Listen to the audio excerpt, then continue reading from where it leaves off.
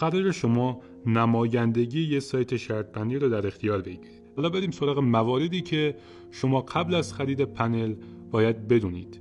سود واریزی پنل ها، گاه‌های پرداخت نمایندگان، واریز دستی به حساب کاربرانتون. وقتی که کاربران شما درخواست برداشت وجه کردن، شما هستید که درخواست رو تایید یا رد می‌کنید. طراحی لوگو و استایل سایت، انتخاب درصد زیرمجموعه گیری، مدیریت دامنه ها به علاوه رفع مشکل فیلترینگ، سیستم آماری لحظه‌ای، دسترسی کامل به اطلاعات کاربران، پشتیبانی 24 ساعت از شما و کاربران سایتتون، اپلیکیشن اختصاصی اندروید. دوستانم که میگن ما تخصصی نداریم، نمیدونیم باید چی کار کنیم، اصلا نگران نباشن.